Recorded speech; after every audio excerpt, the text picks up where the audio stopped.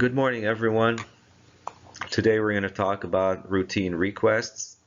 Draft a routine request, which could have a lot of common, like a lot of types. We will talk about the 3 or 4 common types. You can request for information, action, request for a recommendation. You can make a claim, ask for money. You can ask for some adjustments, or some things could, for example, does not live up to your expectations. You would like to change some of the things. You can write a request for adjustment. In these types of requests, it should be short, should not be boring, and we will see later that it will be of 3 parts. We'll explain them later. I would like you to focus on one thing. Use the direct approach. Why the direct approach? Because your audience will probably respond in a favorable way to your requests. Okay? If we know that the request is loading the person or the audience, or is a burden to the audience, then we use the indirect approach. In these requests that we have over here today, we are going to use the direct approach.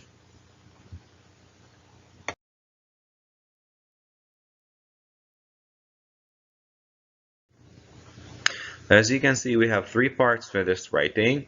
The first part is, once you, of course, open with Goodwill, you got to state your request up front, and it has to be clear.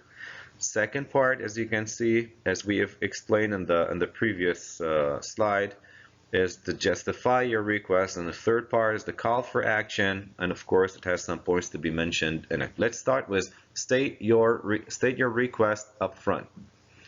Now, first point is you got to be polite and undemanding. Go straight to the point with a polite syntax or sentence structure. Be direct in the approach and be specific and concise. Okay, don't talk a lot, don't use a lot of explanation. Tell him what you got to tell him. Go direct, and of course use polite language. The second part of this email or message is to justify your request. You gotta make it clear to the person or to the audience, why is this request important to you?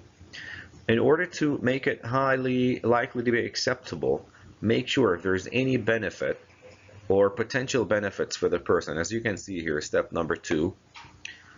Okay, make sure you mention it so you can have more probability to have a positive response. The third thing is you have to break the complex request into one topic question or request. If you have 4 or 5 questions or 4 or 5 small requests, put them on a list them a bullet point, write bullet points instead of writing them in one full complex sentence, which could end up being unclear to the person, to the reader.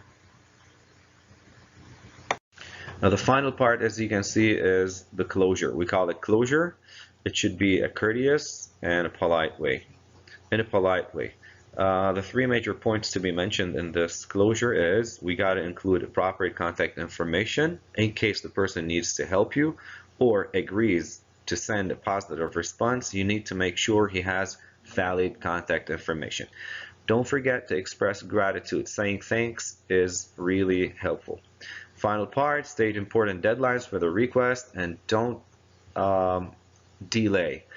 All right, make sure you need to finish on time, and you have to do this in a very, very polite way. For example, instead of saying, please send me this as soon as possible, we can say, I'm looking forward to your response by the end of this week, anytime convenient by the end of this week. Okay, that'll be more appropriate and more courteous. Thank you very much, and see you in class.